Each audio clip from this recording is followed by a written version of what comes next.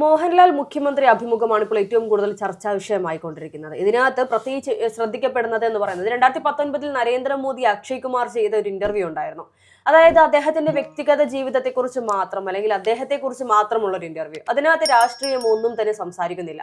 ഇപ്പോൾ പിണറായി വിജയന്റേതായി പുറത്തിറങ്ങുന്ന ഇന്റർവ്യൂവിലും അത്തരത്തിൽ അദ്ദേഹത്തിന്റെ വ്യക്തിഗത ജീവിതത്തെക്കുറിച്ച് മാത്രമാണ് സംസാരിക്കുന്നത്. കേരള രാഷ്ട്രീയത്തെക്കുറിച്ച് യാതൊന്നും തന്നെ അദ്ദേഹത്തോട് ചോദിക്കുന്നില്ല എന്നുള്ളത് ഏറെ ശ്രദ്ധേയമാണ്. അപ്പോൾ ഈ ഇരുവർ എന്ന ഇന്റർവ്യൂ ഒരർത്ഥത്തിൽ പറഞ്ഞാൽ മുഖ്യമന്ത്രിയുടെ പരുക്കൻ സ്വഭാവത്തെ മാറ്റി നിർത്തി ആർദ്രമായ അദ്ദേഹത്തിന്റെ മറ്റൊരു വശം ജനങ്ങളെ കാണിക്കാൻ വേണ്ടിയുള്ള ഒരു തന്ത്രമാണോ CPM പുതിയ PR വർക്ക്?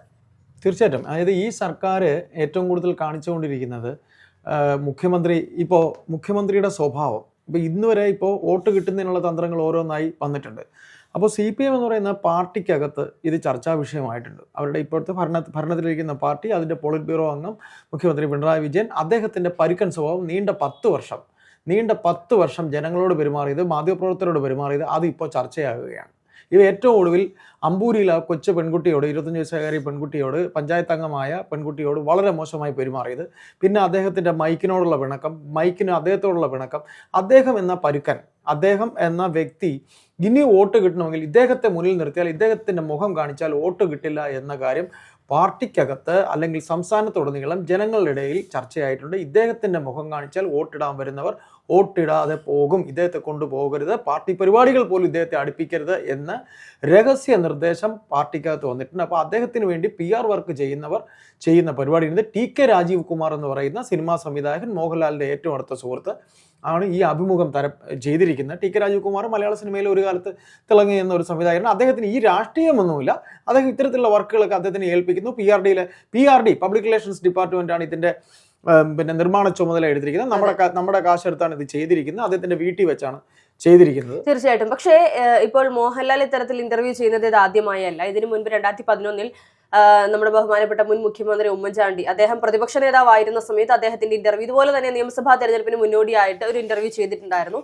പക്ഷേ അന്ന് ഇത്തരത്തിൽ കേരളത്തിലെ കുറിച്ചുള്ള കാര്യങ്ങൾ അല്ലെങ്കിൽ അവരെ കുറിച്ചുള്ള വിവാദങ്ങൾ ഇതെല്ലാം ചോദ്യത്തിൽ ഉണ്ടായിരുന്നു എന്നുള്ളത് ഏറെ ശ്രദ്ധേയമായിരുന്നു. പക്ഷെ ഇന്ന് ഇതൊന്നുമില്ല. പിൻവാതിൽ നിയമനത്തെ കുറിച്ചില്ല, ആഭ്യന്തര വകുപ്പിനെ കുറിച്ചില്ല, വിവാദങ്ങളെ കുറിച്ചില്ല, കേരള രാഷ്ട്രീയത്തിൽ കേരളത്തെ കുറിച്ച് ഒന്നും തന്നെ നമ്മുടെ കേരളത്തിന്റെ ബഹുമാനപ്പെട്ട മുഖ്യമന്ത്രി പിണറായി വിജയനോട് ചോദിക്കുന്ന ചോദ്യങ്ങളിലില്ല. അതിനേക്കാളുപരി ചോദ്യങ്ങളെല്ലാം മുന്നേ പ്ലാൻ ചെയ്ത് ഒരു സ്ക്രിപ്റ്റഡ് ഇന്റർവ്യൂ ആയിരുന്നു എന്നാണ് പറഞ്ഞു വെക്കുന്നത്. 2011 ഉമ്മൻചാണ്ടിയുമായി ഉണ്ടായിരുന്ന അതേ ഇന്റർവ്യൂവിന്റെ പേരും ഇരുവർ എന്ന് തന്നെയായിരുന്നു. പക്ഷേ രണ്ടും രണ്ട് ദിശയിൽ നിൽക്കുന്ന ഇന്റർവ്യൂകൾ എന്ന് പറയേണ്ടി വരും. അത് ഈ പറയുന്ന പ്രതിപക്ഷത്തിരിക്കുന്ന നേതാവിന് ആ ഒരു തെരഞ്ഞെടുപ്പിൽ കൃത്യമായി ജനങ്ങൾക്കിടയിലേക്ക് എത്തിക്കേണ്ട കാര്യങ്ങൾ എത്തിക്കാൻ വേണ്ടിയുള്ള ഇന്റർവ്യൂ ആണെങ്കിൽ ഇത്തവണ നടത്തിയിരിക്കുന്നത് മുഖ്യമന്ത്രിയുടെ മുഖം രക്ഷിക്കാൻ വേണ്ടിയുള്ള അല്ലെങ്കിൽ ഒരു അദ്ദേഹത്തെ കുറിച്ചുള്ള പിണറായി വിരുദ്ധത കൃത്യമായി ഉണ്ട് എന്നറിഞ്ഞുകൊണ്ട് തന്നെ CPM ഒരു പുതിയ ബദലായിട്ടുള്ള ഒരു പദ്ധതിയായിട്ട് മുഖ്യമന്ത്രി പിണറായി വിജയന്റെ മുഖം ഒന്ന് വെളുപ്പിച്ച് കാണിക്കുക, ജനങ്ങളുടെ മുൻപിൽ അദ്ദേഹത്തെ നല്ല കുട്ടിയാക്കി കാണിക്കുക, ഇതായിരുന്നു നീക്കം. അദ്ദേഹത്തിന് മൃഗങ്ങളോടുള്ള സ്നേഹത്തെ കാണിക്കുന്നതിന് വേണ്ടി ഇത്തരത്തിൽ ക്ലിഫ് ഹൗസിലെ ഒരു ഓഫീസർ, ഈ പറയുന്ന ഒരു പോലീസ് ഉദ്യോഗസ്ഥനാണെന്ന് തോന്നുന്നു, അദ്ദേഹം ഒരു ചെറിയൊരു നായയും കൊണ്ട് അങ്ങോട്ട് വരുന്ന ഇന്റർവ്യൂവിനിടയിലൂടെ വരുന്ന ഒരു സാഹചര്യമുണ്ട്. അതുപോലെ തന്നെ വളരെ രസകരമായ ഒരു ഇന്റർവ്യൂ ആയിട്ടാണ് കാണിച്ചുകൊണ്ടിരിക്കുന്നത്. ഇതിനു മുൻപും ഇത്തരത്തിലൊരു ഇന്റർവ്യൂ പിണറായി വിജയന്റേതായി വന്നിട്ടുണ്ടായിരുന്നു. ഓർമ്മയുണ്ടോ എന്ന് എനിക്കറിയില്ല. പിണറായി വിജയന്റെയും ഭാര്യയുടെയും ഇന്റർവ്യൂ അതെടുത്തിരുന്നത് നവ്യ നായരായിരുന്നു. അതും ഇത്തരത്തിലൊരു വലിയ വിവാദം നിൽക്കുന്ന സാഹചര്യത്തിലായിരുന്നു ഇങ്ങനെ ഒരു ഇന്റർവ്യൂ. ഈ ഒരു ഇന്റർവ്യൂകളിലൂടെ അദ്ദേഹം കൃത്യമായി കാണിക്കാൻ ശ്രമിക്കുന്നത് അല്ലെങ്കിൽ ഒരു തവണ കാണിച്ച അതേ സ്ട്രാറ്റജി തന്നെ അല്ലെങ്കിൽ അതേ തന്ത്രം തന്നെ വീണ്ടും ഉപയോഗിക്കുമ്പോൾ പാളിപ്പോകുമെന്ന് CPM ഇപ്പോഴും മനസ്സിലാക്കിയിട്ടില്ല എന്ന് വേണം നമുക്ക് ഇതിൽ നിന്നും കാണാൻ സാധിക്കുന്നത്. അല്ല ഹർഷ, ഇതിനകത്ത് ഉണ്ടായിരിക്കുന്നതെന്ന് പറഞ്ഞാൽ ഈ പാർട്ടിക്കകത്ത് ഇദ്ദേഹത്തിന് വേണ്ടി PR ചെയ്യുന്ന ഒരു വിഭാഗം കണ്ണൂർ തന്നെയുണ്ട്. അതെ. അപ്പോൾ എനിക്കൊരു അനുഭവമുണ്ട്. അതായത് എൻ്റെ കൂടെ റിപ്പോർട്ടർ TV ഉണ്ടായിരുന്ന അദ്ദേഹത്തിൻ്റെ പേര് ഞാൻ പറയുന്നില്ല, ഒരു റിപ്പോർട്ടറുണ്ട്. അദ്ദേഹം ഇപ്പോൾ വ്യവസായ മന്ത്രിയുടെ പ്രസ് സെക്രട്ടറി, അഡീഷണൽ പ്രൈവറ്റ് സെക്രട്ടറിയാണ്. അപ്പോൾ ഇത്തരത്തിൽ നമുക്ക് ഈ പറയുന്ന പോലെ ഇദ്ദേഹത്തിനോടുള്ള അറിയാതെ സംസാരം ഇദ്ദേഹത്തിനോടുള്ള ഒരു ഇദ്ദേഹത്തിൻ്റെ പെരുമാറ്റത്തോടുള്ള കാര്യങ്ങളും ഒക്കെ ചർച്ചാ വിഷയമായി. അദ്ദേഹം പഴയ മാധ്യമപ്രവർത്തകനാണ്. അപ്പോൾ ഞാൻ അദ്ദേഹത്തോട് സംസാരിച്ചപ്പോഴത്തേക്ക് അദ്ദേഹം പെട്ടെന്നൊരു ഉദാഹരണം പറഞ്ഞു, നിങ്ങൾ കരുതുന്ന പോലെ അല്ല.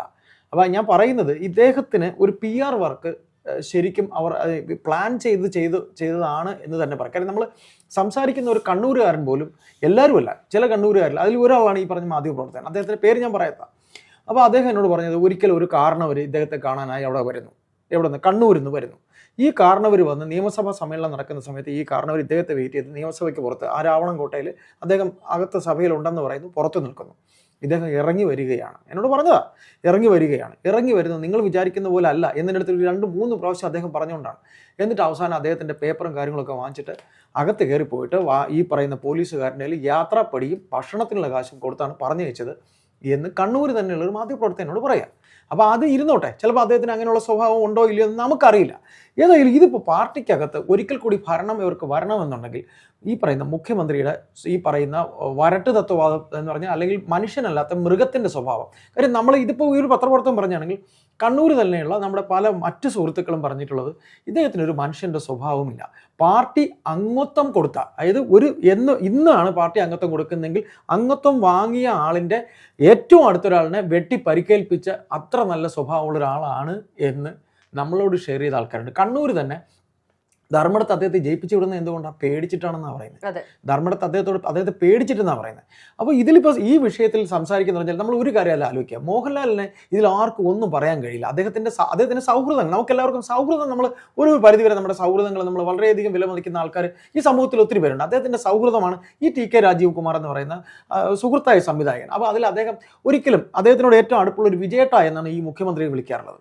അത് വേറൊരു വശം, അദ്ദേഹത്തിന് സർ എന്ന് പറഞ്ഞുകൊണ്ട് ഒഫീഷ്യലിയാണ് മോഹൻലാൽ സംസാരിച്ചിരിക്കുന്നത്. അവിടെ മോഹൻലാലിന് ഒരു പരിക്കും ഉണ്ടാകാൻ സാധ്യതയില്ല. അല്ല, ഇവിടെ ഈ പറയുന്ന CPM ഉദ്ദേശിക്കുന്നതിന്, ഈ ഒരു ഇന്റർവ്യൂവിലൂടെ ഉദ്ദേശിക്കുന്നത് ജനപ്രിയ തീരുമാനങ്ങൾ, അതായത് നമ്മൾ കഴിഞ്ഞ ദിവസങ്ങളിൽ കണ്ടിരുന്നു CPM-ന്റെ ഭാഗത്ത് നിന്ന് ഇത്തരത്തിൽ ജനങ്ങൾക്ക് ആവശ്യമുള്ളതെല്ലാം നൽകുന്നതിന് വേണ്ടി കുറേ വാഗ്ദാനങ്ങൾ നൽകുന്ന ഒരു സാഹചര്യം നമ്മൾ കണ്ടിരുന്നു. അതിന് പിന്നാലെ ഈ പറയുന്ന മുഖ്യമന്ത്രിയുടെ പരിക്കൻ സ്വഭാവത്തോടുള്ള ജനങ്ങളുടെ ഒരു എതിർപ്പുണ്ടല്ലോ, ആ ഒരു എതിർപ്പ് കൂടി മാറ്റുകയാണെങ്കിൽ വീണ്ടും തുടർഭരണത്തിലേക്ക് വരാൻ സാധിക്കും. ഇവിടെ തുടർഭരണം ഇവർക്ക് നിഷേധിക്കുന്നത് ഏറ്റവും പ്രധാനമായ ഘടകം എന്ന് പറയുന്നത് മുഖ്യമന്ത്രി പിണറായി വിജയൻ തന്നെയാണ്. അത് നമുക്ക് എല്ലാവർക്കും അറിയുന്ന കാര്യം തന്നെയാണ്. ഭരണവിരുദ്ധ വികാരത്തിന് തൊട്ട് മുകളിലാണ് ഈ പറയുന്ന പിണറായി വിരുദ്ധത ജനങ്ങളുടെ ഉള്ളിലുള്ളത്. അപ്പോൾ ഈ പറയുന്ന ആ ഒരു എതിർവികാരം ഒന്ന് മാറ്റാൻ സാധിക്കുകയാണെങ്കിൽ അതിനുവേണ്ടിയാണ് ഈ ഒരു ഇന്റർവ്യൂ അവർ ഉപയോഗിച്ചിരിക്കുന്നത്. പക്ഷെ അത് എത്രത്തോളം പ്രാവർത്തികമാക്കാൻ സാധിച്ചു, അല്ലെങ്കിൽ എത്രത്തോളം ജനങ്ങൾ ഏറ്റെടുത്തു എന്നുള്ള ചോദ്യം വലിയൊരു ചോദ്യമാണ്. അല്ല, ജനം ഏറ്റെടുക്കില്ല. കാരണം എന്ന് വെച്ചാൽ നമ്മൾ ഈ കഴിഞ്ഞ ദിവസം നമ്മൾ തന്നെ ഇവിടെ നമ്മുടെ ഫോറിൽ സംസാരിച്ചപ്പോൾ ഒരു ഇടത് ചിന്തകനെ കുറിച്ച് പറഞ്ഞു, അപ്പുക്കുട്ടൻ വള്ളിക്കുന്ന് ദേശാഭിമാനിന്റെ അസോസിയേറ്റർ ആയിരുന്നാണ്. അദ്ദേഹത്തെ കാണാൻ നമ്മുടെ സുഹൃത്തുക്കൾ അടങ്ങുന്ന ഒരു സംഘം കഴിഞ്ഞ ദിവസം പോയിരുന്നെന്ന് പറഞ്ഞ ഹർഷയോട് ഞാൻ പറഞ്ഞിട്ടുണ്ടായിരുന്നു.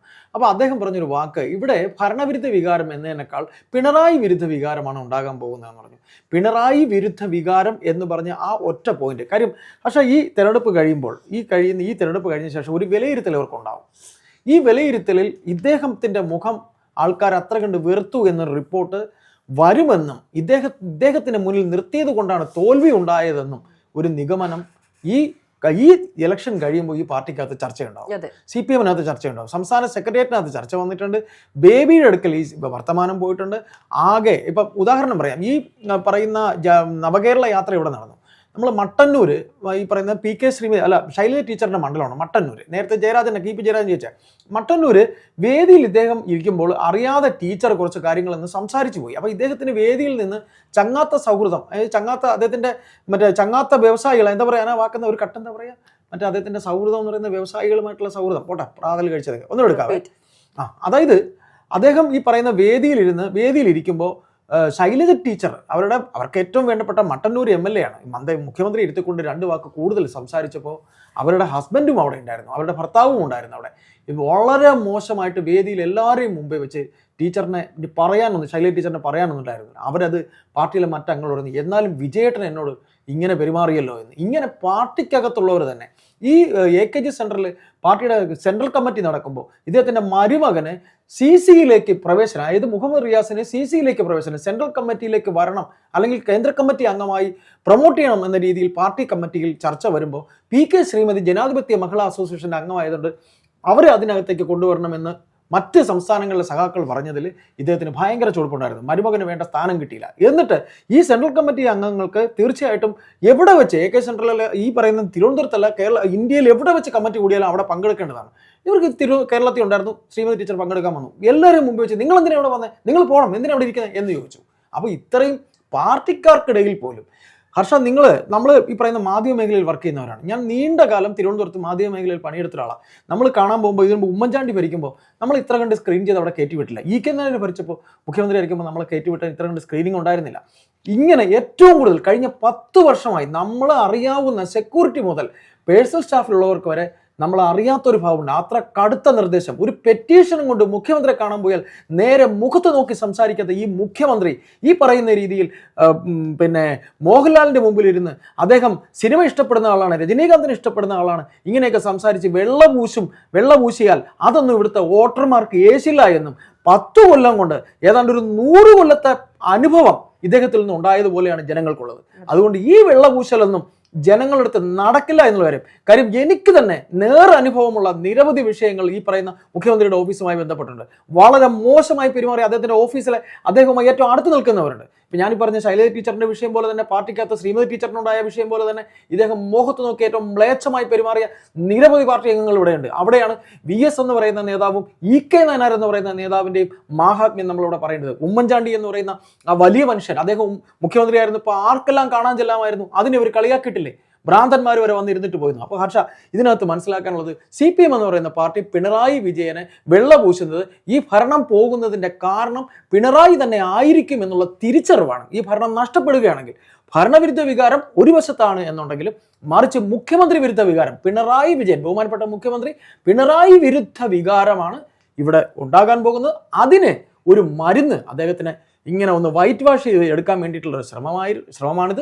ഇത് ജനത്തിന്, ബുദ്ധിയുള്ള ജനത്തിന് ഇതറിയാം, അല്ലെങ്കിൽ രാഷ്ട്രീയമുള്ളവർക്കും രാഷ്ട്രീയമില്ലാത്തവർക്കും അറിയാം ഇദ്ദേഹം എന്താണെന്ന്.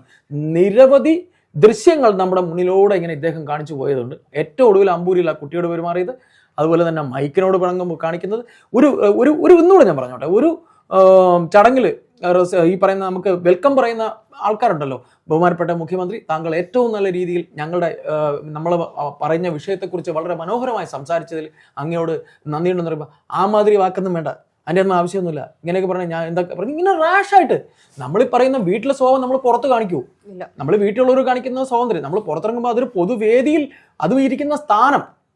അപ്പോൾ ഈ വെള്ളപൂശൽ എങ്ങുമെത്ത് എന്ന് നമുക്ക് തോന്നുന്നില്ല. അദ്ദേഹത്തെ ആദ്യം അടുത്തറിയാവുന്നത് അദ്ദേഹത്തിനോടൊപ്പം തന്നെ നിൽക്കുന്ന ആ നാട്ടുകാരായ CPM-കാരാണ്.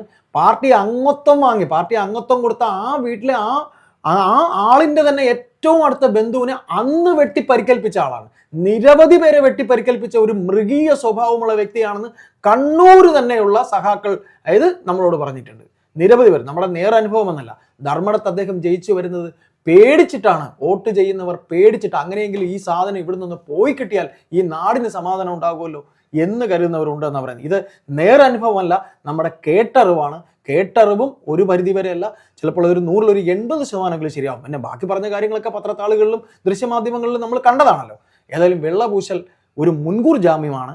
ഇദ്ദേഹം തന്നെ പറയുന്നതായി, ഇദ്ദേഹം തന്നെ പറഞ്ഞു ജയിച്ചതായി ആയിക്കൂടായികയില്ല. പിന്നെ ബാക്കി ജനത്തിന് തീരുമാനിക്കാം, ഇദ്ദേഹം എന്താണെന്നുള്ള ജനത്തിന് തീരുമാനിക്കാം. ഇതിലൊന്നും ഈ വെള്ളപൂശലൊന്നും ജനം തൊണ്ട തൊടാതെ വിഴുങ്ങുമെന്നും എനിക്ക് തോന്നുന്നില്ല.